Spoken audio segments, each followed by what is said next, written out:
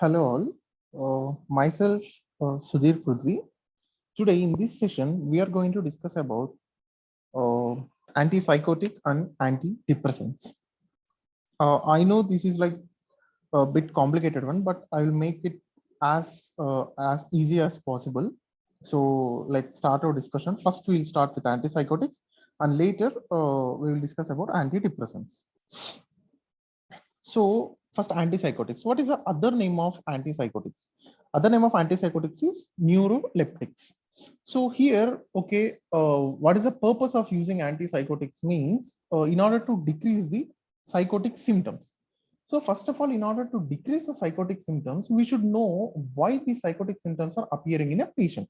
So why these psychotic, what are the reasons for these psychotic symptoms, and uh, what what is going on in the brain, what is the pathogenesis here involved in for those psychotic symptoms. All these things we will learn now.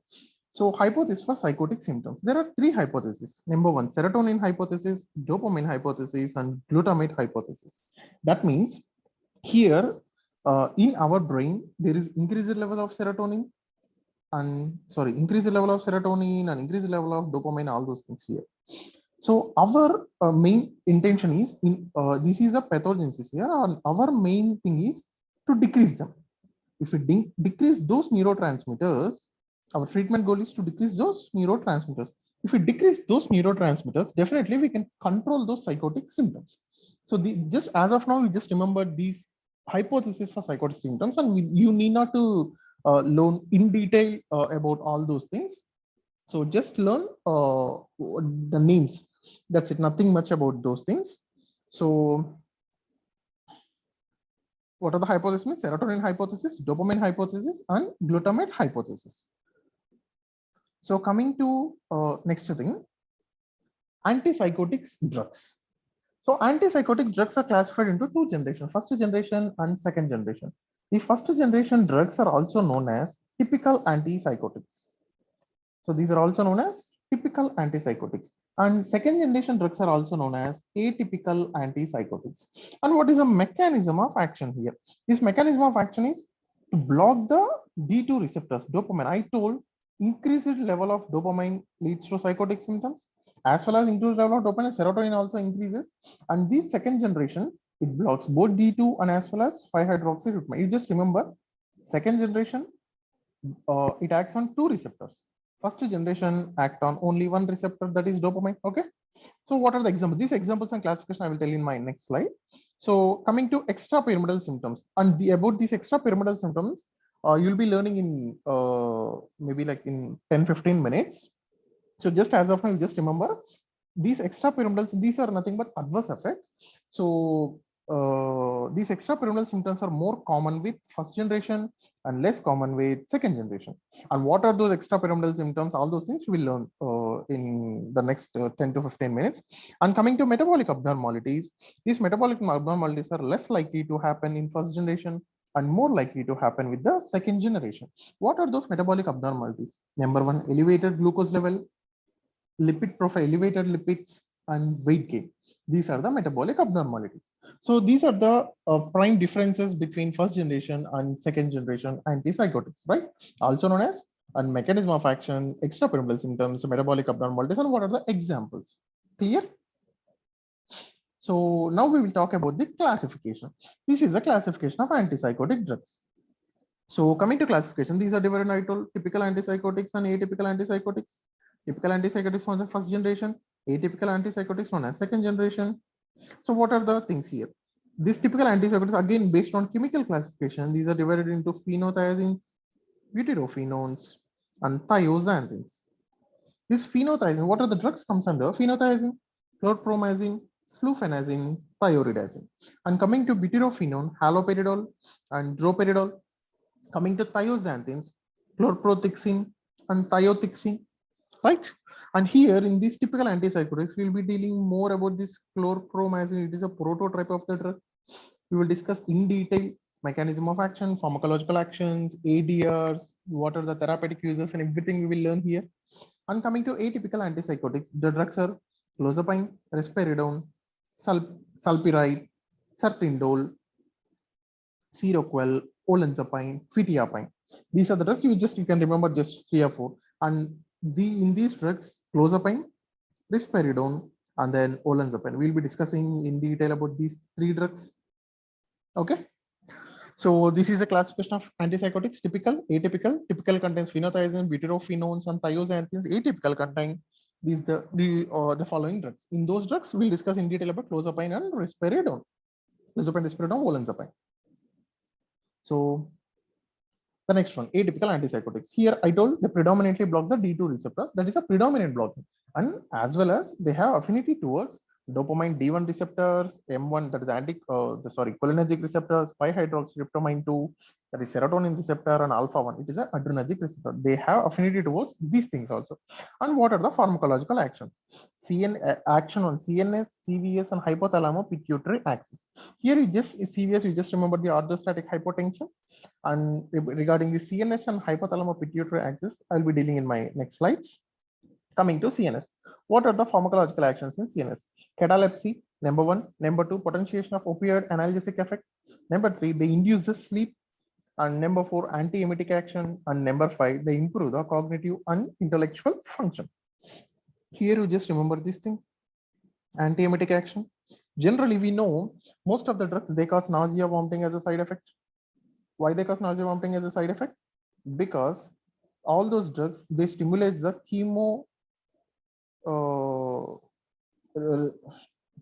CTZ,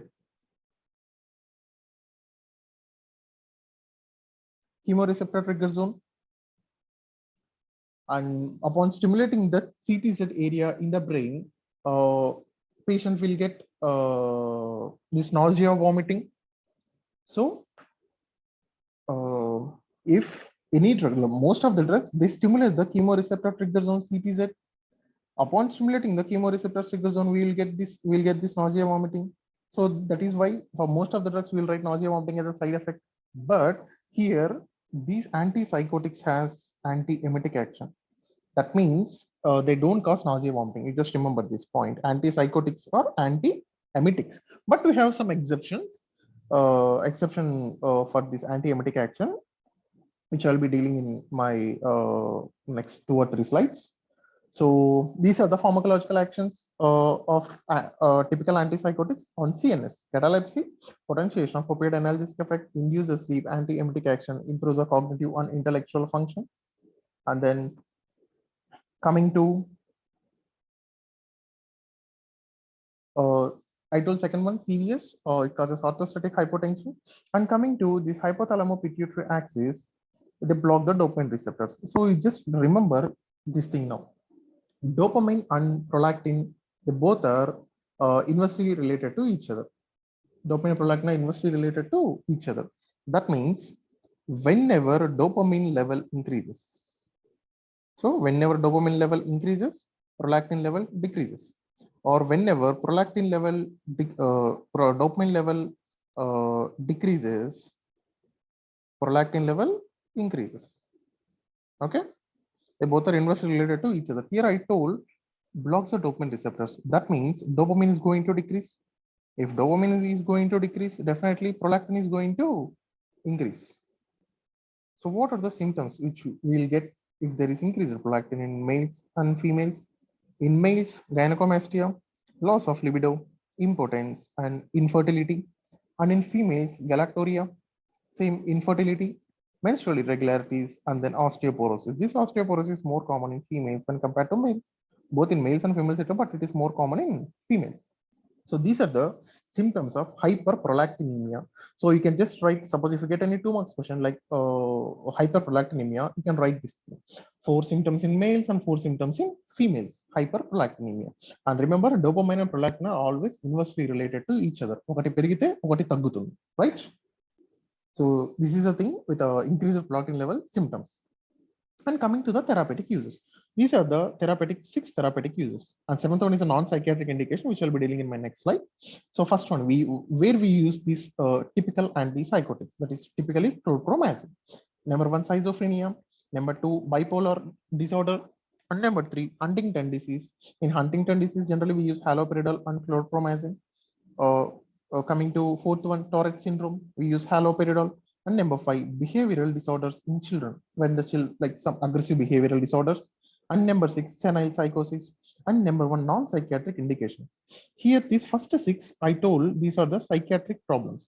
So these antipsychotic drugs we generally use for psychiatric indication, but these antipsychotics we use for non-psychiatric indications also. What are those non-psychiatric indications?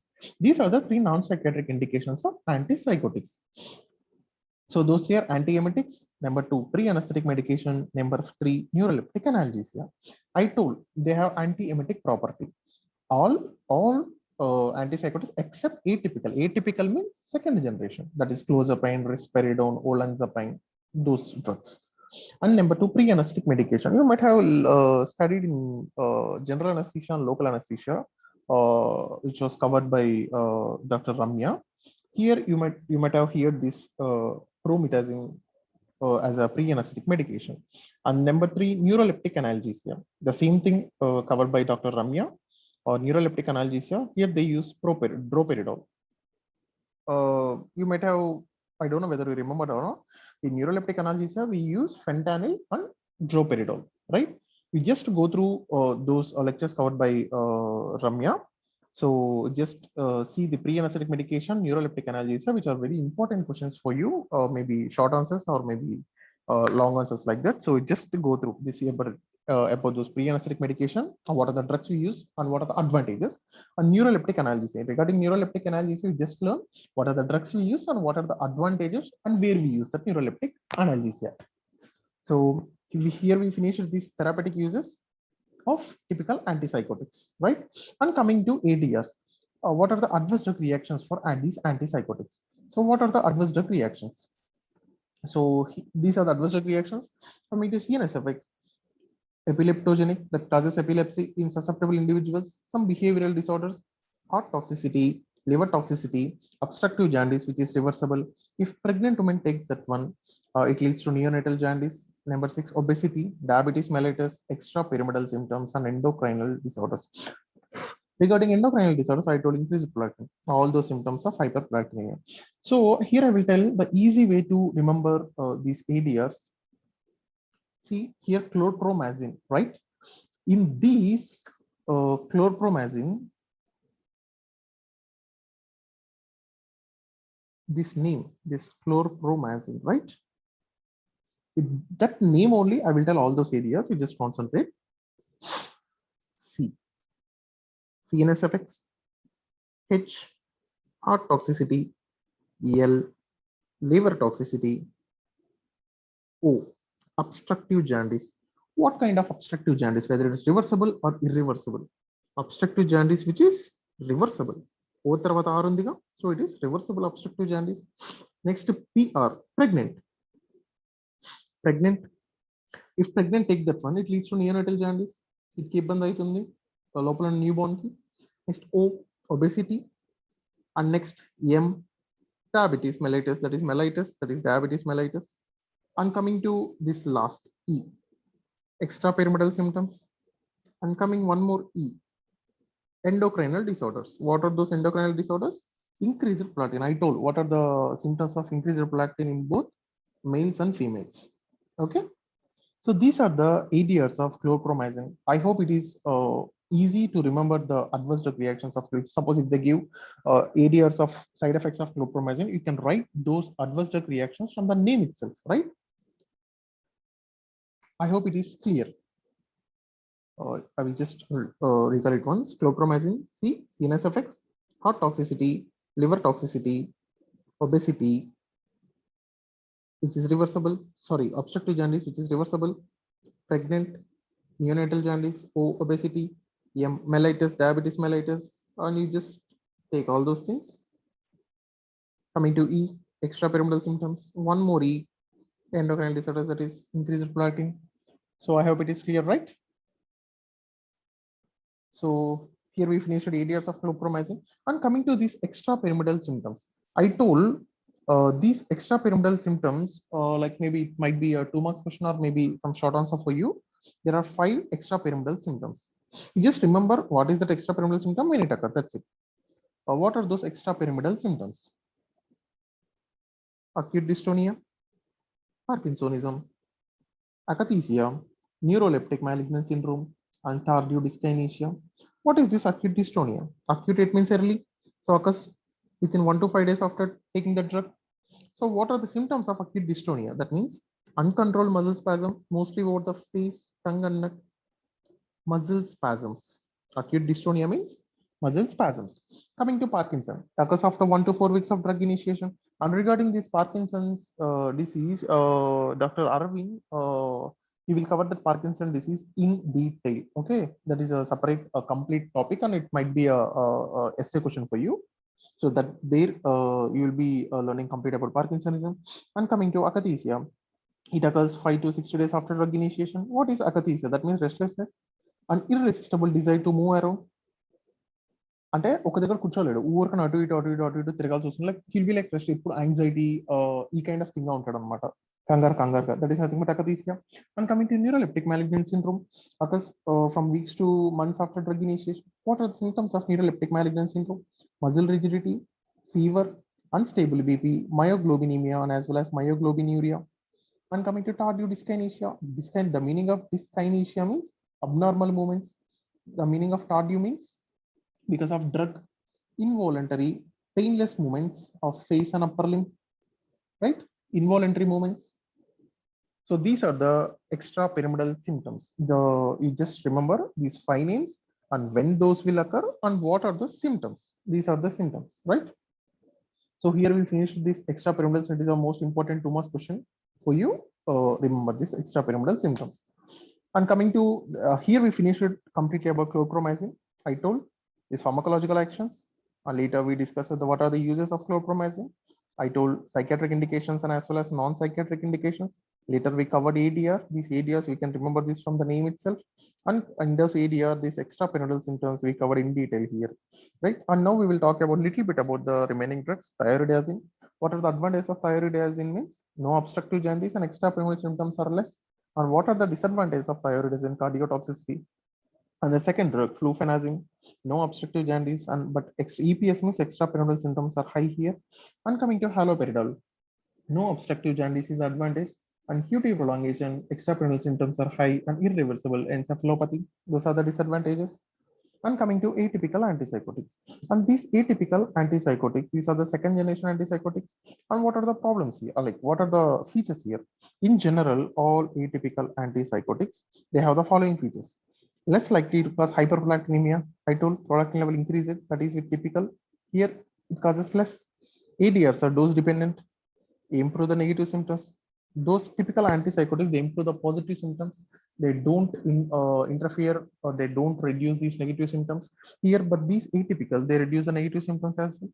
At the same time, it is used to treat the depression. And then more affinity towards that one typical, more affinity towards dopamine. Here more affinity towards 5-hydroxytryptamine, acetylcholine, and histamine. So how to remember the common features of antipsychotics with the mnemonic panda?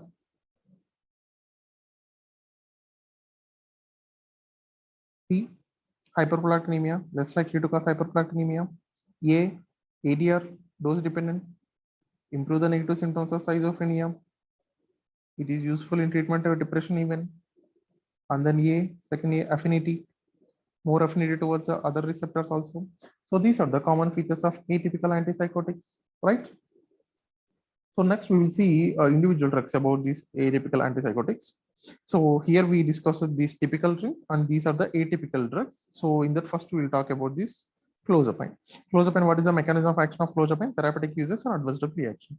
And coming to mechanism of action, it blocks 5-hydroxytryptamine 2A receptors, D2 receptors, and then histamine receptors and serotonin, histamine receptors, 5-hydroxytryptamine 2A, D2, acetylcholine, and histamine receptors.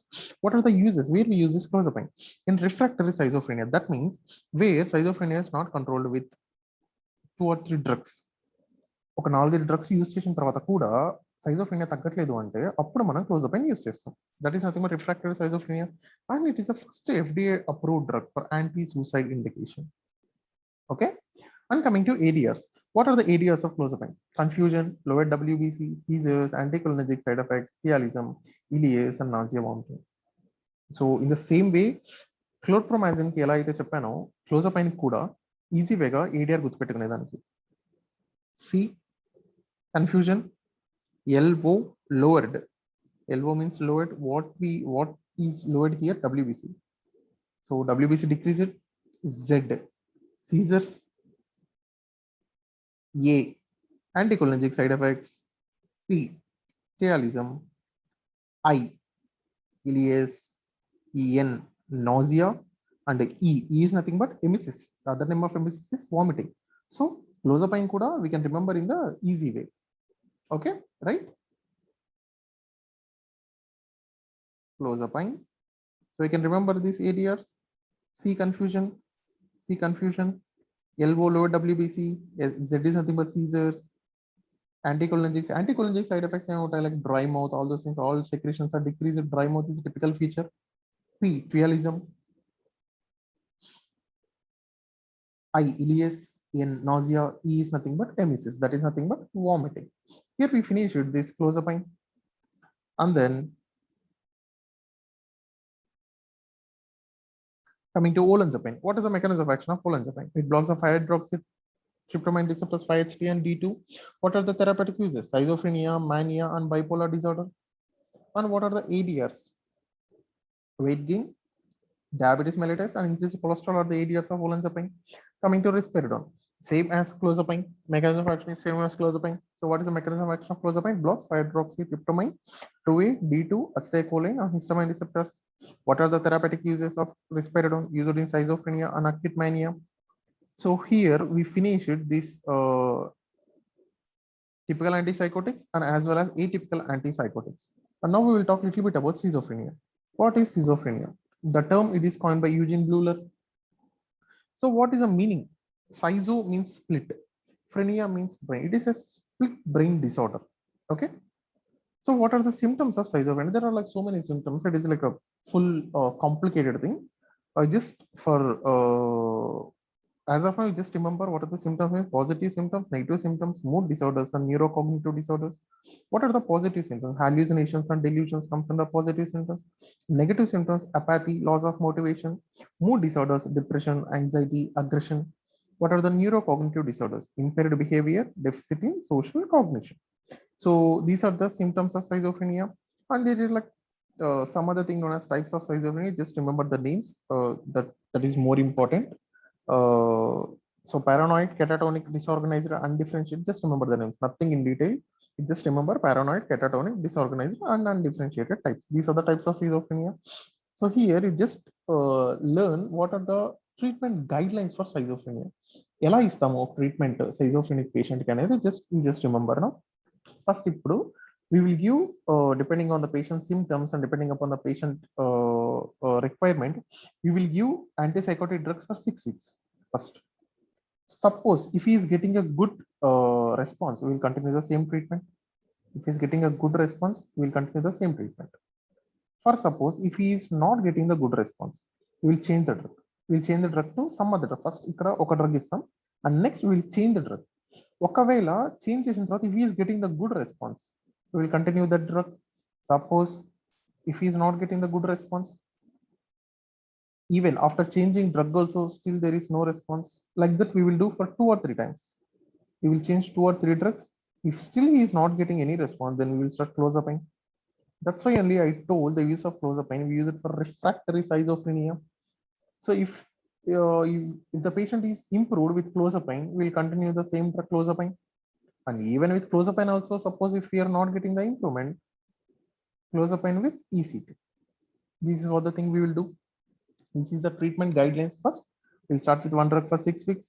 If he's getting response, continue same treatment. If he's not getting that response, change the drug. Again, we will check for some duration. If he is getting the response, continue the same treatment. Suppose even after changing 2 or 3 drugs, if he's still there is no response, we will start clozapine. If he is getting the response, then we'll continue clozapine. Even though after starting clozapine, if he is not getting the response, we'll start clozapine with ECT. ECT means electroconvulsive therapy, right? These are the treatment guidelines for schizophrenia. So here we discussed a little bit about schizophrenia, coined by what is the meaning of schizophrenia, what are the symptoms of schizophrenia, and what are the types of schizophrenia, and what are the treatment guidelines for schizophrenia. And what are the nursing implications for chlorpromazine? And this is most important thing for you. Just concentrate here.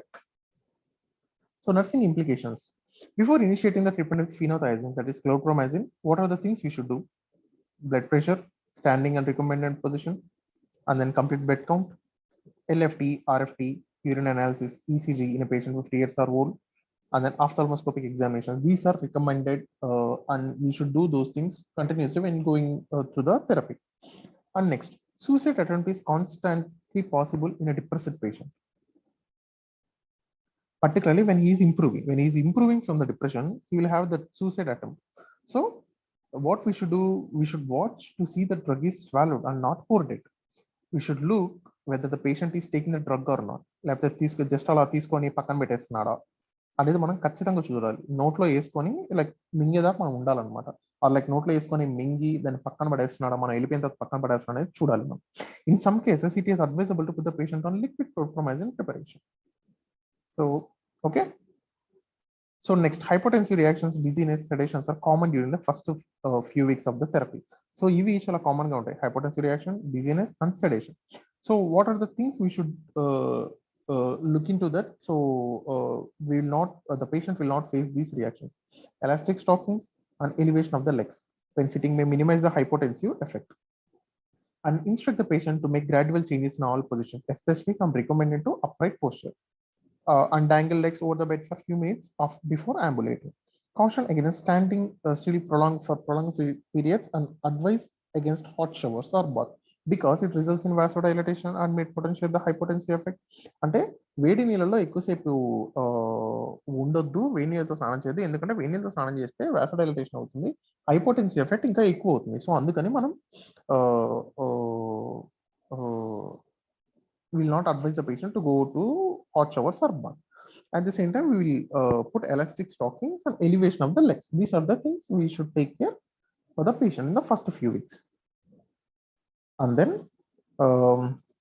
next point, IM preparation should be administered slowly and deep into the upper outer quadrant of buttock and massage the injection site well. And we should avoid the subcutaneous injection because it produces tissue irritation. Be on the alert for appearance of extrapyramidal side effects. I told these extrapyramidal side effects, right? They are life threatening if they are not promptly treated by dose reduction or by termination of the therapy. So okay now. So I told all those extrapyramidal side effects, and these are all the things for extrapyramidal side effects. Nothing much here. You just remember, you just see this red thing here. An early sign of tardive dyskinesia is fine worm-like movement of the tongue.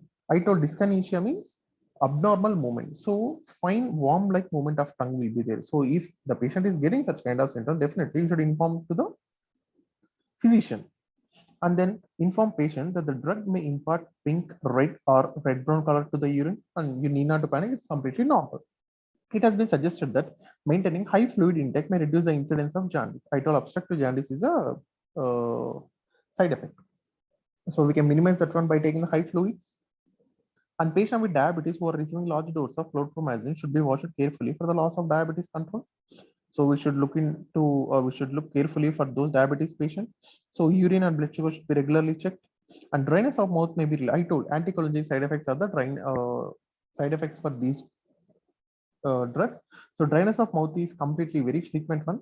So how we avoid or how we can relieve the dryness of the mouth? By taking the frequent sips of water or by rinsing mouth with water. And we can take the sugarless candies or chewing gum. It may stimulate the salivary flow. I told here, just remember, sugarless candy or chewing gum. If you take regular gum or candy, they contain sucrose, which is a good culture medium for candida. It leads to mouth infections. That is dental caries. Be alert to complaints of diminished, like this 9th point, you just remember, if patient is saying those complaints, you should be very much cautious while listening those complaints, and you should immediately inform to your physician when the patient is complaining these things. So that way you should be very alert about these complaints. If he's saying, or you should go on, you should ask the patient. So what are those complaints?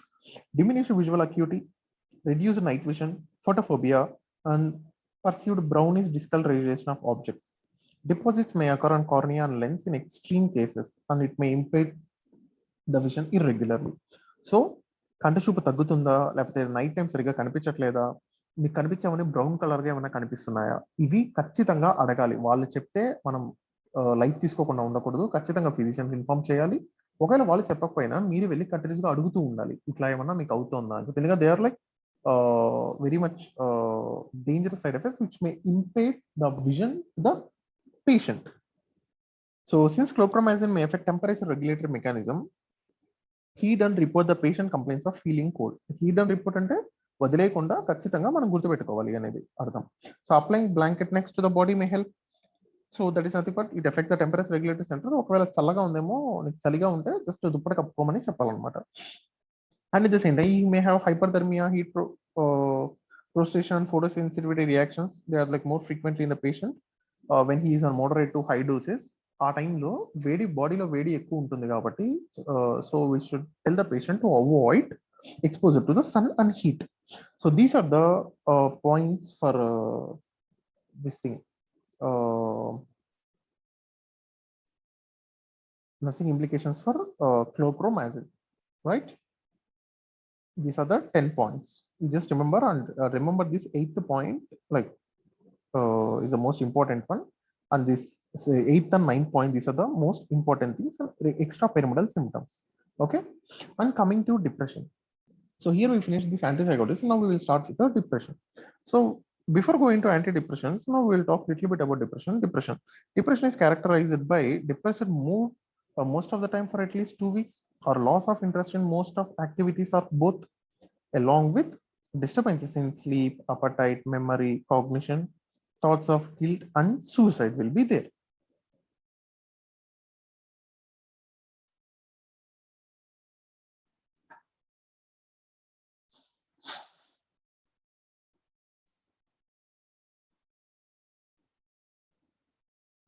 So these are the symptoms of depression: low mood, changes in appetite, sleep disturbances, agitation, fatigue, difficulty in concentrating. So I told for this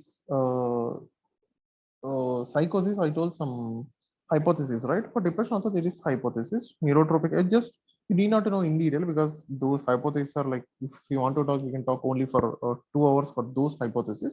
So just as of now, just remember the names: neurotropic hypothesis, monoamine hypothesis, neuroendocrine hypothesis, and integration of all hypotheses.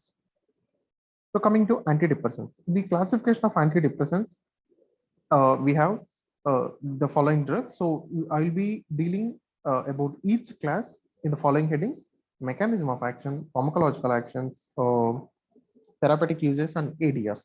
Okay, what are the classification? What is the classification for antidepressants? Reversible inhibitors of MAO-A, that is moclobemide. And regarding these MAO-A or MAO means MEAO means monoamine oxidase, I will be dealing in my last slide. So we will talk about these things, remaining things. So tricyclic antidepressants. This tricyclic antidepressant, it has 2 classes: norepinephrine plus 5-hydroxytryptamine reuptake inhibitors, and predominantly norepinephrine reuptake inhibitors. What are the drugs? Imipramine, amitriptyline, triimipramine, doxypine, dothipine, clomipramine. And predominantly norepinephrine reuptake inhibitors are desipramine, nortriptyline, amoxapine. You have to remember, like at least like you remember 2 or 3 names. And coming to SSRIs. SSRIs means selective serotonin reuptake inhibitors. So you just remember this thing. So SSRI told selective serotonin reuptake inhibitors. So that means serotonin after this is a presynaptic neuron and this is a postsynaptic neuron. Serotonin, it is released from here to here. Serotonin, after doing its action, again it goes back into that neuron for the next discharge. So something it will be metabolized, something it will goes back into the neuron. So that reuptake is carried by one thing. So what these antidepressants does means they do not allow this reuptake, so they increase the level of serotonin concentration. So why we will get depression means because of decreased level of serotonin. Because of decreased level of serotonin and decreased level of norepinephrine, we will get this depression. So if we, this is a pathophysiology. So upon treatment, if we increase the level of serotonin, definitely the symptoms are resolved. That is what we are doing here. So that is the same thing with selective serotonin reuptake inhibitors. These are fluoxetine, fluoxamine, paroxetine, sertraline, citalopram, escitalopram, dapagliflozin. Just remember any 3 or 4 names. You remember fluoxetine, fluoxamine, citalopram, escitalopram. And coming to serotonin and noradrenaline reuptake inhibitors. So these names might be a bit confusing to you. These are SSRIs and these are SNRIs. What are the drugs? Venlafaxine, duloxetine. And coming to atypical antidepressant, because what are these atypical antidepressants means? They do not follow any precise mechanism of action. Trazodone, meonserine, mirtazapine, bupropion. These are the drugs. Okay, so this is a classification for antidepressants and these are the drugs. So here we'll be dealing about SSRIs, tricyclic antidepressants, and SNRIs in detail. Okay, and we are not using these MAO inhibitors now because of their toxicity. But I will be talking about the classification, just the classification, nothing much. So coming to SSRI, what is the mechanism of action of SSRI? Here you see, I told this is a presynaptic neuron, and the sending neuron, this is a postsynaptic neuron, receiving neuron, and this is a vesicle, and blue dots are serotonin. Upon receiving the nerve impulse, the serotonin is released into the synapse and shows its action on postsynaptic neuron. And after showing it action, it will go back with the help of SERT, S-E-R-T, serotonin transporter. So what these red color things mean? These are the SSRIs. What they will do, they block this SERT. They block the SERT so that the serotonin from the synapse, it will not go into the presynaptic neuron. So the level of serotonin increases and it will decrease the depression. So selective serotonin reuptake inhibitors mechanism of action is they block the SERT. Block the SERT, what will happen? Increases the serotonin level. This is the mechanism of action of SSRIs. I hope it is clear, right? And coming to SSRI therapeutic uses, where we use these SSRIs, means used in depression, used in general anxiety disorders, used in OCD, panic disorders, and premenstrual dysphoric disorder. And what are the contraindications where we should not use these SSRIs? Maniac phase of OCD and patient undergoing ECT. And what are the ADRs? ADRs of SSRIs, CNS ADRs, anxiety, agitation, insomnia, discontinuations. Now, suppose suddenly if you discontinue the drug, it leads to dizziness, irritable mood, and orgasmia due to increased serotonergic tone at the rate of spinal cord. That is, patient or either it may be male or female. He will not experience orgasms. That may be very less orgasms will be there. Due to what is the reason? Due to increase the serotonergic tone in spinal cord. In GIT, anorexia, nausea, vomiting, diarrhea are there. Why? Due to increased serotonergic tone at the rate of GIT. And there is one thing known as serotonin syndrome due to hyperstimulation of 5-hydroxytryptamine 1A receptors. And you can remember these SSRIs areas with the mnemonic dogs. D, discontinuation syndrome after CNS, discontinuation syndrome. O, orgasms, something related to orgasm, that is anorgasmia, that is orgasms will not be there. G, related to GIT, and S, serotonin syndrome, right? Docs. So here we finished these ADRs, and regarding the serotonin syndrome, a little bit about serotonin syndrome, last one, it is a short answer for you. So what is serotonin syndrome? Serotonin syndrome is which is a toxic state caused by increased level of brain serotonin activity.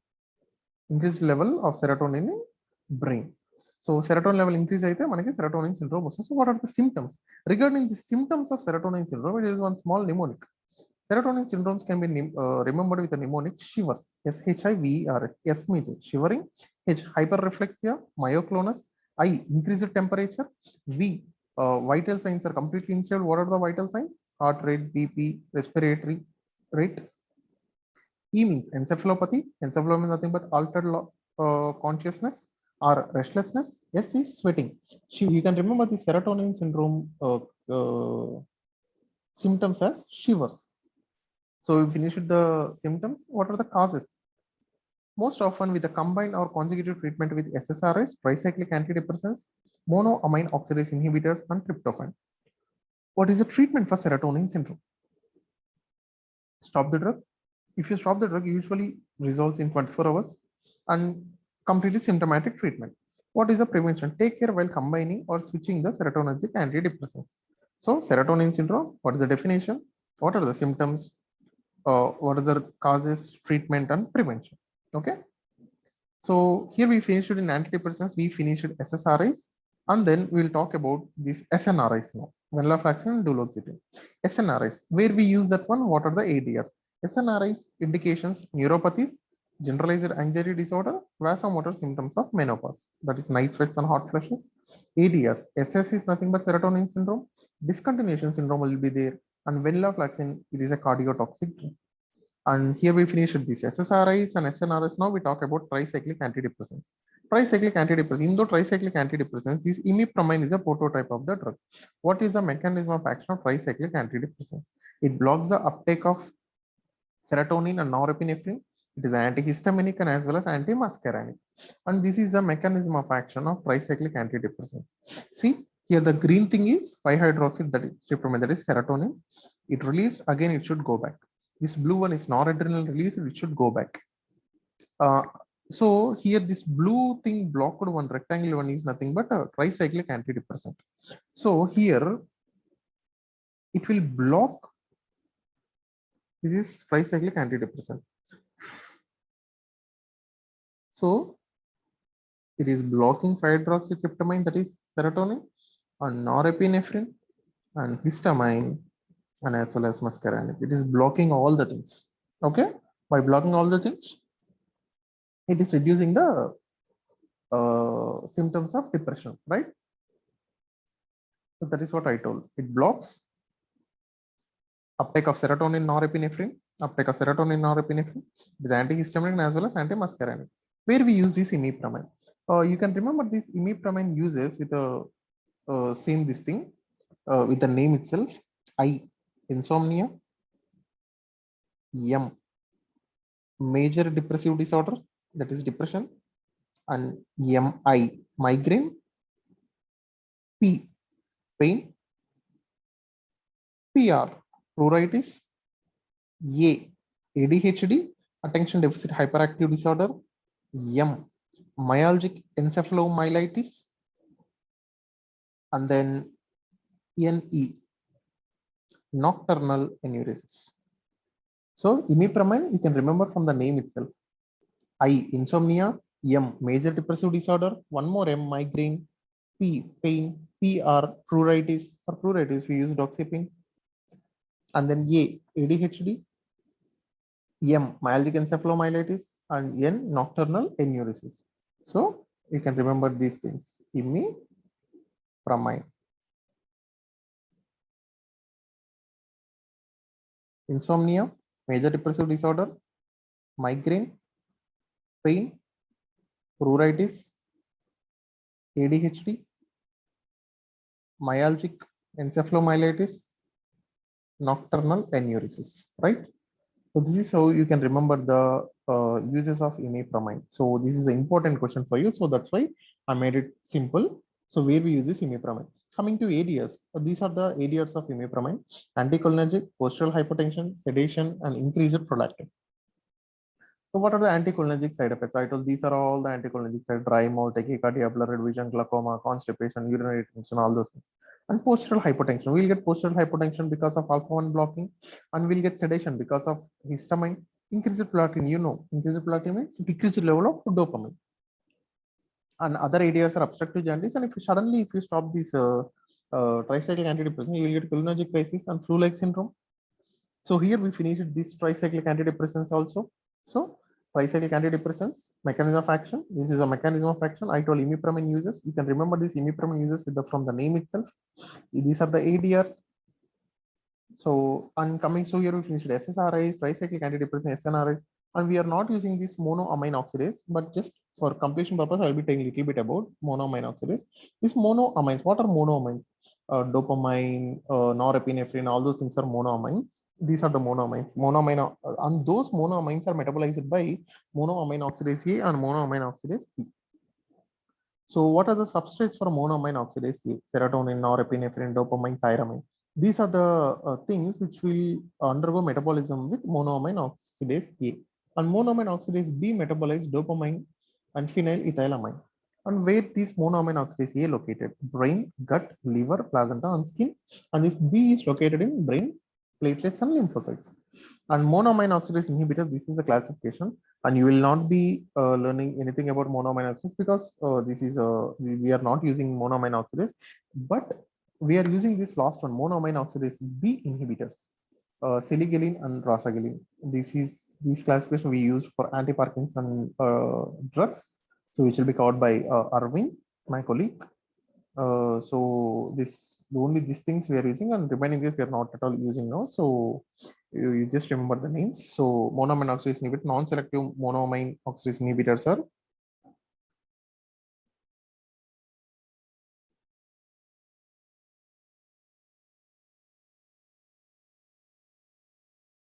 sorry for the disturbance now. So non-selective monoamine oxidase inhibitors are, you just remember very few things. Ipronizid, and coming to monoamine A inhibitors, it has irreversible as well as reversible.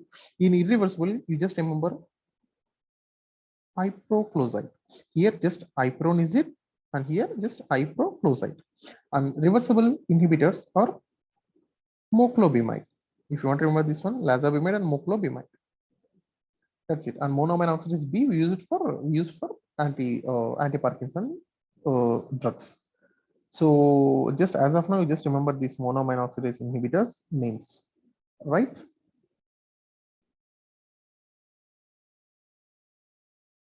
So here we finished these antidepressants, monoamine oxidase inhibitors, SSRIs, tricyclic antidepressants, and SNRIs. So these are the drugs which I told, monoamine oxidase inhibitors. Suppose if you get any 2 marks question like just monoamine oxidase inhibitors, you can write just drugs name. Non-selective MAO inhibitors are phenelzine, phenylcypromine, ipronizid, and coming to irreversible MAO A inhibitors are iproclozide, phenoxypropazine, and coming to reversible inhibitors of MAO A, lazabemide, moclobemide, and coming to MAO B inhibitors, seligelin and rasagelin, right? So thank you. So here we finished these antipsychotics and antidepressants.